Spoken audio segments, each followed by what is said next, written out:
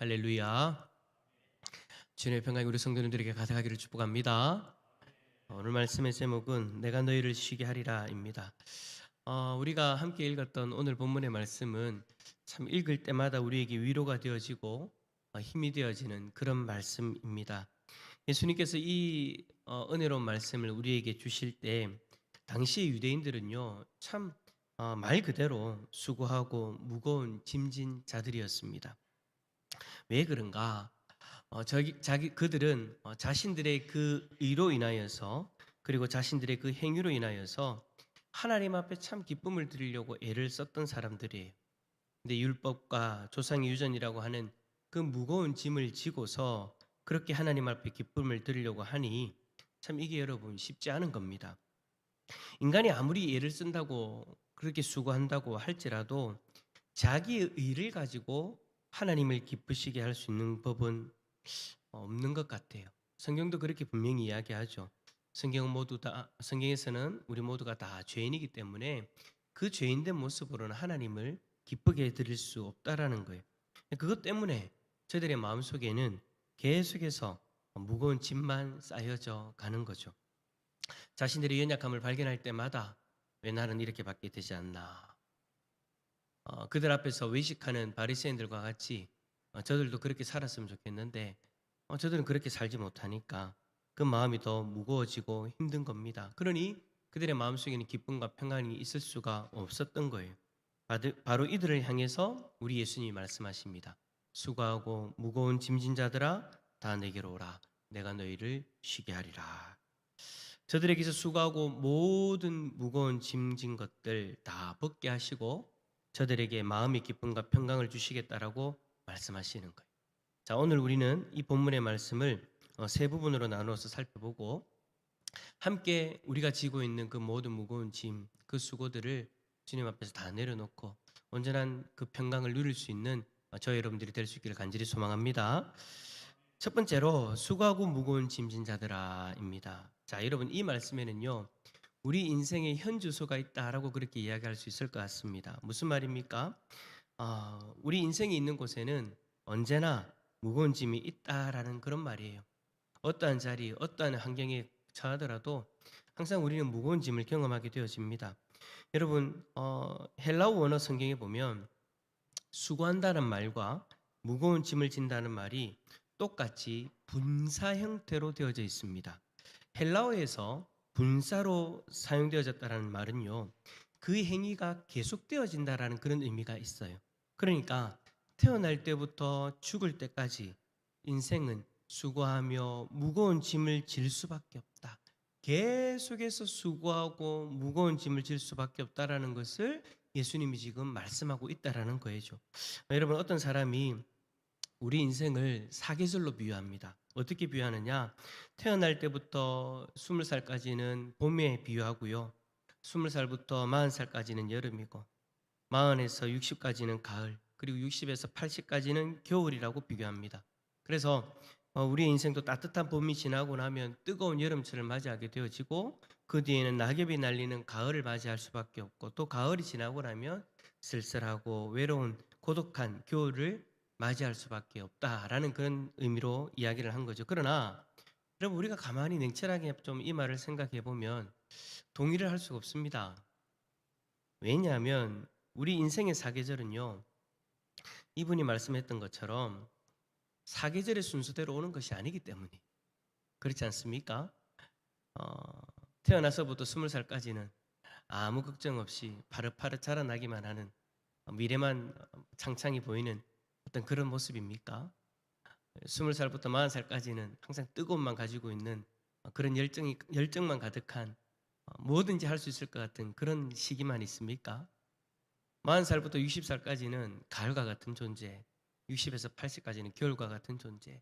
과연 여러분 그런 일만 있나요? 아니죠. 굳이 나누라고 한다면 그렇게 나눌 수 있겠지만 우리의 인생을 좀 냉철하게 돌아보면 우리는 그 말에 동의를 할 수 없습니다. 왜냐하면 불행이라고 하는 것도 시시때때로 예고도 없이 우리에게 다가오고 아무리 연세가 많으신다 할지라도 그 가운데에서 하나님 주신 열정으로 살아가는 사람들도 있고 여러분 이 나이에 따라서 계절과 같은 그런 것들을 비교하기에는 너무 맞지 않다라는 거죠. 언제 어느 때 어떤 모습으로 변할지 모르는, 또 어떤 실패를 경험할지 모르는, 어떤 절망의 늪에 빠질지 모르는 그런 상황이 우리의 인생이다라는 거예요. 그래서 어떤 사람들은 육체의 짐 때문에 고통을 당하고요. 어떤 사람은 정신의 짐 때문에 고통을 당합니다. 또 어떤 이는 경제적인 짐 때문에 고통을 당하기도 하죠. 예수님 말씀처럼 어떨 때에는 무엇을 먹을까, 무엇을 마실까, 무엇을 입을까 염려하면서 살아가는 것이 우리들의 인생이지 않습니까? 또는 우리 사람들에게 또 죄의 짐이 있잖아요. 살아가면서 짓는 그 죄들 때문에 여러분 얼마나 참 마음에 힘듦을 경험합니까? 하루는 예수님이 바리새인인 시몬의 집에 들르셨을 때에 어떤 여인이 예수님의 발 아래 앉았습니다. 그리고는 눈물로 예수님의 발을 적셨습니다. 그리고 자신의 머리카락으로 예수님의 발을 씻었죠. 그리고 나서 예수님의 발에 입맞춤을 했습니다. 그 여인은 그 성에 살고 있는 죄인이라고 했죠. 얼마나 마음이 고통스러웠으면, 그 죄로 인해서 얼마나 많이 힘들었으면 아무 소리도 못하고 그저 예수님의 발 아래에서 눈물만 펑펑 쏟고 있었겠습니까? 그 여인을 향해서 예수님 말씀하셨죠. 딸아, 너의 모든 죄가 사함을 받았다. 평안히 가라. 사실 여러분, 이 여인처럼 죄의 짐이 얼마나 고통스러운지는요, 체험해 보지 못하면 알 수 없을 것 같습니다. 이같이 여러분, 우리는 살아가면서 여러 가지 무거운 짐들이 있습니다. 그래서 찬송가 486장에 작가는 이렇게 노래하죠. 이 세상에 근심된 일이 많고 참 평안을 몰랐구나. 이 세상에 공고한 일이 많고 참 쉬는 날 없었구나. 이 세상에 죄악된 일이 많고 참 죽을 일 쌓였구나. 이 찬송가를 지은 이의 이 마음이 여러분 참 공감이 되지 않을까라는 그런 생각이 되어집니다. 우리가 이런 삶을, 이런 세상을 살고 있는 거예요. 그러나 그러한 가운데에서도 우리는 절망하지 않습니다. 그러한 상황 속에서도 낙심하지 않습니다. 왜 그렇습니까? 이 찬양의 가사, 그 다음 가사가 뭡니까? 내 주 예수 날 오라 부르시니 곧 평안을 누리리라. 우리 예수님이 우리를 초대해 주시기 때문에 아무리 수고하고 무거운 짐을 지었다 할지라도, 우리의 인생에 아무리 어려운 일이 있다 할지라도 주님은 여전히 우리를 초대해 주시고 우리에게 평안을 주시는 분이기 때문에 오늘 이 밤에 주님의 부르심 앞에 나아가는, 그 주님이 우리를 초대하시는 그 초대 앞에 나아가는 저와 여러분들이 다 될 수 있기를 축복합니다. 그래요. 두 번째로 우리가 생각할 것이 바로 그거예요. 다 내게로 오라 하시는 예수님의 초청입니다. 육체적인 짐을 가지고 있는 사람도 예수님에게 나오래. 정신적인 고통을 가지고 있는 사람, 경제적인 짐을 가지고 있는 사람, 죄의 짐을 가지고 있는 사람들 모두 다 내게로 오라. 그렇게 예수님은 우리를 초청하십니다. 조건은요, 아무것도 없습니다. 그냥 두 손 들고 예수 그리스도를 믿는 마음, 그 믿음 하나로 예수님이 초대 앞에 반응하면 되는 거예요. 그러면 예수님이 뭐라고 하셨습니까? 과거를 묻지 않는데요.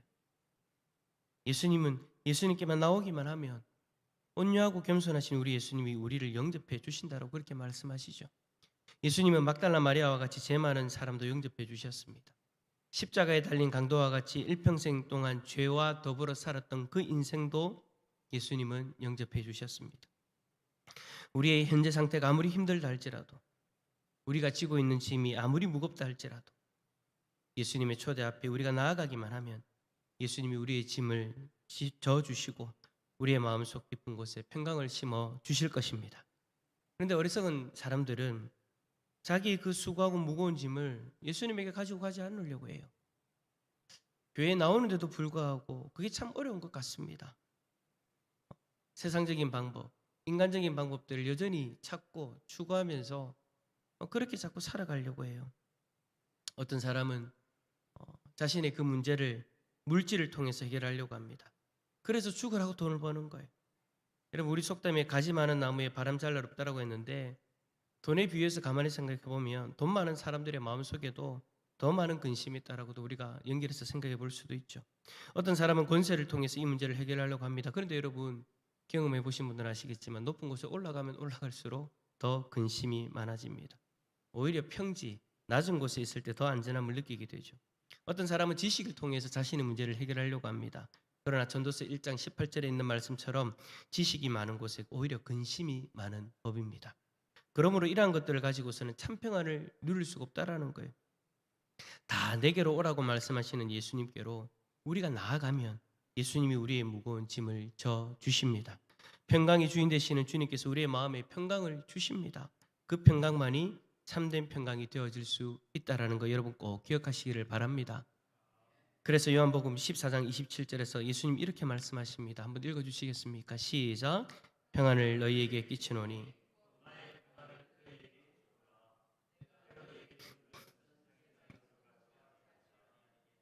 너희는 마음에 근심하지도 말고 두려워하지도 말라. 아멘. 자, 이 말씀에서 예수님은요, 우리에게 두 가지 평안이 있다라고 이야기하십니다. 하나는 세상이 주는 것인데 이것은 참된 평안이 아니라죠. 거짓된 평안입니다. 신기루에 지나지 않습니다. 그러나 예수님이 주시는 평안은 다르다라는 거예요. 세상이 줄 수 없는 평안이래요. 예수님이 우리에게 주시는 평안은 세상이 줄 수 없는 온전한 평안이다라는 거예요. 왜 그럴까요? 왜 세상이 주는 평안은 한계가 있고 신기루와 같이 사라지는 것이고 왜 예수님이 주시는 평안만이 참 평안인 걸까요? 평안은요, 우리 인생의 근본적인 문제가 해결되지 않으면 누릴 수 없는 거예요. 우리 인생의 근본적인 문제가 뭡니까? 죄의 문제지 않습니까? 그 죄의 문제가 계속해서 우리를 괴롭히고 우리를 무너뜨리려고 하는데 아무리 죄 가운데 있는 세상의 것들을 채우려고 한들 그것이 어떻게 채워지겠습니까? 근데 예수님 안에서는 다르죠. 예수님은 우리의 근본적인 그 죄의 문제를 해결해 주신 거예요. 십자가에서 자신의 생명으로, 십자가에서 자신의 보혈을 흘려주심으로 우리의 근본적인 그 죄의 문제를 해결해 주셔서 우리에게 온전한 평화, 참된 평강을 주실 수 있게 되어졌다라는 거예요. 그래서 우리는 예수님께로 나아가게 되어질 때 세상이 줄 수 없는 그 평안을 누릴 수 있는 것입니다. 이제 예수님 때문에 하나님과의 관계가 회복되어지고 그 하나님과의 온전한 관계 속에서 하나님만이 주실 수 있는 그 참 평안을 우리는 누릴 수 있게 되어진 것이죠. 그래서 예수님이 말씀하시는 거예요. 수고하고 무거운 짐진 자들아 다 내게로 오라. 여러분 이 말은요, 자신이 없으면 할 수 없는 이야기예요. 그 평안을 줄 수 없으면 도무지 할 수 없는 이야기다라는 거예요. 예수님은 그 자신이 있으신 거예요. 어떻게 해요?